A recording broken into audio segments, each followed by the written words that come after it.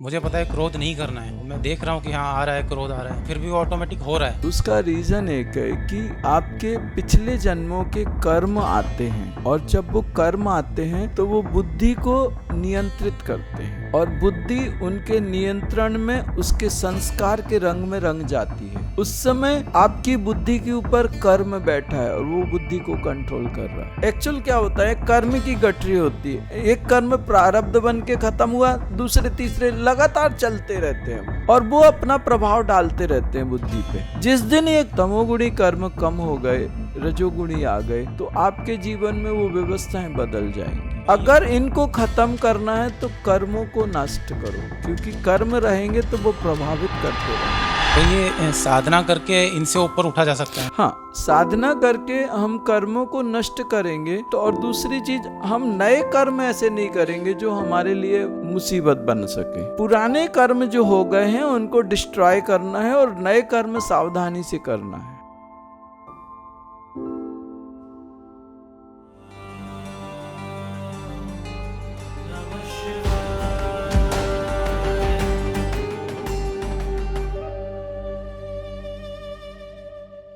कोई भी इच्छा है, मुझे पता चल रहा है कि ऐसा हो रहा है, मैं तो उसको ऑब्जर्व कर रहा हूँ। कभी क्रोध भी आ रहा है, कभी आनंद भी हो रहा है, ईर्ष्या भी आ रही है, लोभ भी हो रहा है। मैं तो उसको एज ए ऑब्जर्व कर रहा हूँ कि ठीक है, मेरी बॉडी में हो रहा है, मेरे को ये घटना महसूस हो रही है। तो वो कैसे पता चलेगा कि ये मेरी है या किसी से इन्फ्लुएंस होके आ रही है? एक्चुअल क्या होता है दोस्तों, आपके ये शरीर अलग है। शरीर 5 भूतों का है, इसके ऊपर 5 इंद्रियां हैं। जैसे ये 5 भूत होंगे ना, अगर कहीं डिस्टर्ब हो गए तो इंद्रियों को डिस्टर्ब करेंगे। इंद्रियां समझते, सेंसेस, 5 सेंसेस। 5 सेंसेस के ऊपर मन है। वो जब विषय में मन जाता है तो वो पूरी एक सिस्टम को डिस्टर्ब करता है, नीचे से ऊपर तक। और बुद्धि जो है मन की सीनियर होती है। मन बुद्धि के पास एक विधेयक पेश करता है कि साहब, जलेबियां बहुत गरम गरम हैं और समोसे बड़े लजीज हैं, खुशबू से पता चल रहा है कि बड़े गजब हैं, और जलेबी समोसे बहुत दिन से नहीं खाए हैं। बुद्धि कहती, बाजू में नाली देख, मक्खियां भिनभिना रही हैं। समोसे और जलेबी ठीक है, नाली देख, मक्खियां भिनभिना रही हैं। वो मक्खियां उन जलेबियों को भी खा रही हैं, और तुम उन मक्खी वाली जलेबी को खाएगा तो पता नहीं तेरी हालत केकड़े जैसी ना हो जाए। बुद्धि उसको समझा रही है। अब दिक्कत एक है कि बुद्धि की बात मन मान रहा है कि नहीं मान रहा। हालत कहीं ऐसे ना हो जाए कि बुद्धि भी कह दे क्या होता है, कुछ नहीं होता, खा ले। जब बुद्धि मन की तरफ झुक जाए तो इंसान का विनाश हो जाता है। ये समझो, मन अगर कुछ कह रहा है वो बात अलग है, लेकिन मन की गलत बातें बुद्धि स्वीकार कर रही है तो बहुत गलत हो जाता है। उसमें भी मन की कितने प्रतिशत बातें बुद्धि स्वीकार करने लगी, फिर वो मामला कहाँ जाएगा। जैसे मुझे पता है कि क्रोध आ रहा है, मुझे पता है क्रोध नहीं करना है, मैं देख रहा हूँ कि हाँ आ रहा है, क्रोध आ रहा है, फिर भी वो ऑटोमेटिक हो रहा है। हाँ, उसका रीजन एक है कि आपके पिछले जन्मों के कर्म आते हैं, और जब वो कर्म आते हैं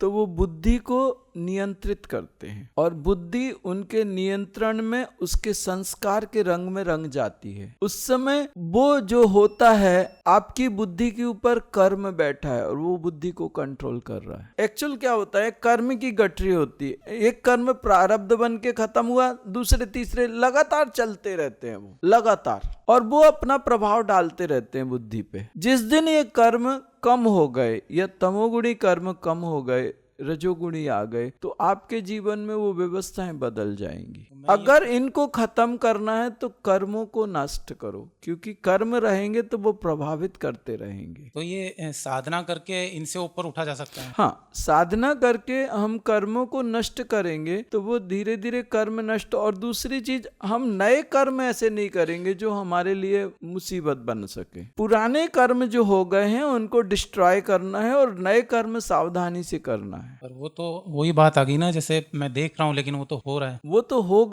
अगर तुमने कर्म नष्ट नहीं किए तो होगा। हाँ, इसको आध्यात्मिक रूप से कैसे कर सकते हैं, जैसे मूलाधार के ऊपर स्वाधिष्ठान चक्र है, उसके 6 पेटल्स है, उसमें काम, क्रोध, राग, द्वेष, ईर्ष्या सब उसमें ही रहते हैं। वो नारायण का चक्र है और वहां महामाया है। वहां नारायण गहरी सुप्त अवस्था में गए हैं। तो वहां पे जब आप जाते हो स्वाधिष्ठान में और जब वो करते हो तो वहां कंट्रोलिंग आनी शुरू हो जाती है, लेकिन वो फुल नहीं होती क्योंकि इसके ऊपर भी दूसरे चक्राज हैं और उनके ऊपर कर्म है। जैसे मैंने आपका एक वीडियो देखा था, आप उसमें बोल रहे थे कि मैं अपने आप को एक कमरे में बंद करके रखता हूँ, किसी से मिलता जुलता नहीं हूँ, लोग कहीं मूर्खता कर दें तो। उसका रीजन एक है कि अगर शिवत्व है किसी में तो वहां पे महामाया होगी। जहां गुड़ होगा वहां मक्खी होगी। जिसमें शिव तत्व है वहां महामाया होगी। और हमेशा महामाया शिव तत्व को गुप्त रखने की कोशिश करती है, छुपा के रखने की कोशिश करती है। शिव तुम्हें आसानी से नहीं मिलता, कारण एक है कि महामाया है। महामाया का एक काम है कि कोई भी शिव तक ना पहुंच सके। अगर मेरे अंदर शिवत्व है तो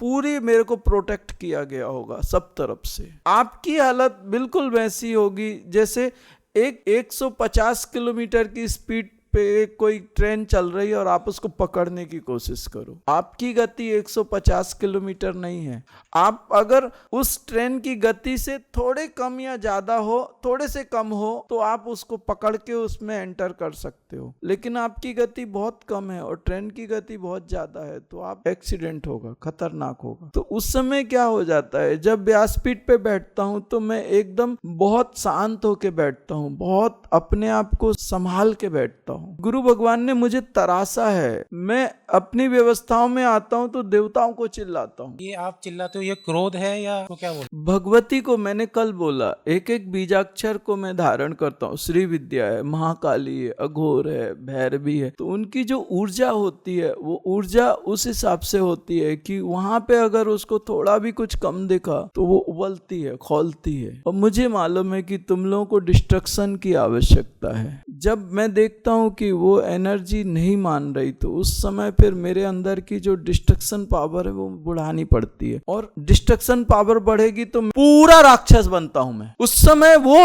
ऊर्जा जो निकलती है मेरे अंदर से और जो होता है वहां पे बहुत कठिन होता है। इंसान छोड़ो, और कोई भी नहीं खड़ा हो सकता। जो भगवती के हाथ में अस्त्र शस्त्र है वो साधक को सिद्ध होते हैं। सीधे उठाता हूँ और फेंक देता हूँ, संभालो अब तुम अस्त्रों को। प्रकृति को कंट्रोल कर लेता हूँ, पंचभूत और ये सारी सृष्टि आर्डर मानने लगती है। क्या करोगे तुम मेरे? सबसे बड़ी चीज है प्रकृति को कंट्रोल कर लेना। प्रकृति जहां तुम्हारी बात सुनने लगे और तुम्हारी बात मानने लगे, तुम्हें फिर कोई हिला नहीं सकता। तुम्हारे सामने वो विकराल रूप नहीं आना चाहिए, वो अघोर का नहीं आना चाहिए, वो भैरव का नहीं आना चाहिए। प्रकृति से भी अगर परे जाना हो, टाइम स्पेस के परे जाना हो, प्रकृति से परे जाने का एक ही साधन है, प्रकृति को साध लो और प्रकृति की शक्ति से परमात्मा तक जाओ। परा प्रकृति की शक्ति को पाके ही प्रकृति के परे जा सकते हो और कोई दूसरा रास्ता नहीं है।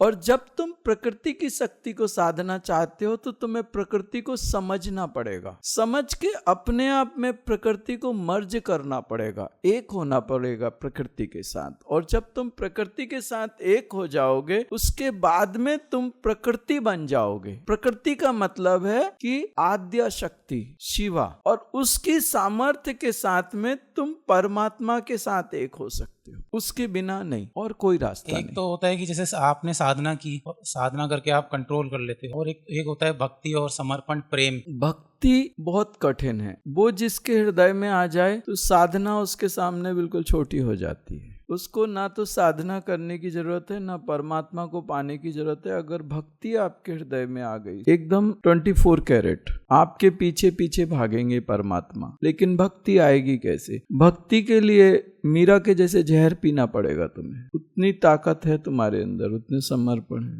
भक्त कोई बहुत कम होता है। ऐसी लागी लगन मीरा हो गई मगन, वो तो हरी हरी हरी गुन गाने लगी। महलों में पड़ी एक लड़की जो महलों में पड़ी है, आप सोचो, राजकुमारी बन के, और फिर रानी भी बनी, महलों की रानी बनी। वो जोगन बन के अभी गलियों में घूमती है। आप सोचो लोग उसके ऊपर क्या क्या नहीं कहते होंगे, कैसे कैसे पत्थर नहीं फेंकते होंगे, क्या क्या नहीं। और पुराने जमाने की बात, आज के तो फिर भी आप कहते हो स्त्री शक्ति जिंदाबाद, स्त्री शक्ति जिंदाबाद, महिलाएं पुरुष से क्या कम है। आज तो किसी महिला पे आप कुछ करके देख लो, सब महिलाएं झाड़ू डंडा लेके आ जाएंगी। थोड़ा बहुत तो होने लगा है। उस समय क्या होता था? कुछ नहीं। आज से हजारों साल पहले आप महिलाओं की स्थिति जानते हैं। उस समय वो रानी दीवानी कहाने लगी, विष का प्याला दिया, उसने पी लिया, उसको मालूम था विष है। आप पी सकते हो विष का प्याला, इतना विश्वास है। मैं जंगल में था, जंगल में क्या था, वो पत्थर कांटे बहुत रहते हैं। तो एक बार कोई गांव के लोग आए, बोले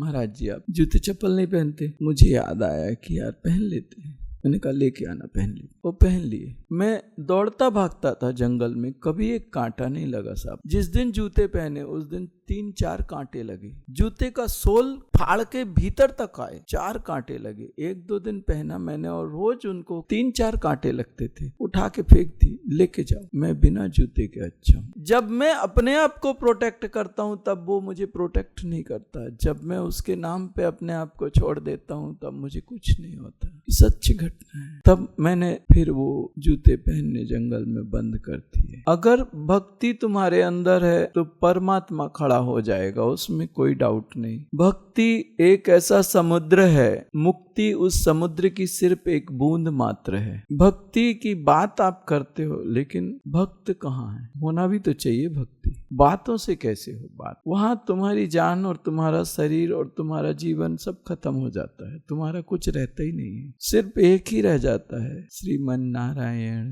नारायण हरि हरि जय जय नारायण नारायण हरि हरि। तुम खत्म हो जाते हो, वही बस एक रह जाता है। न भूख है, न प्यास है, न वस्त्र कुछ चिंता है, न कुछ सोने की कहीं भी कुछ भी। कैसे जहाँ पे शरीर निढाल हो गया वहीं गिर गए और थोड़ा ठीक हो गए, फिर चलने लगे। कोई इच्छा नहीं रह जाती वहाँ। भक्ति की बात करो तो भक्ति को समझो पहले, भक्ति क्या है। भक्ति जिसके हृदय में आती है वो हर किसी के हृदय में नहीं आती। जिसके हृदय में आती है उसकी बात क्या बोले, शब्दों में बयां नहीं किया जा सकता। भगवान जिसके पीछे भागता है। नमः शिवाय भैया जी, क्या चक्र मेडिटेशन के माध्यम से हम हीलिंग भी कर सकते हैं? कृपया मार्गदर्शन करें। एक्चुअल क्या है कि हमारे जो पहले के साधक हैं आज उनमें इतनी सक्षमता है कि वो आपके साइटिका वगैरह मुझे करना ही नहीं पड़ता। मेरा ग्रुप है वो फिल्टर होके कुछ 70 to 75 लोग ही बचे हैं। पहले मैं सिर्फ गोवा के अपने ग्रुप था तो मैं सिर्फ चाहता था कि मैं अपने ग्रुप को संभालूं, मुझे कुछ ज्यादा लोग नहीं चाहिए। लेकिन फिर गोवा के लोग थोड़े, उनको कुछ काम हो गया या थोड़े कुछ अपने वो थोड़े कम होने लगे, तो वीडियोस हैं वो सोशल मीडिया पे आए,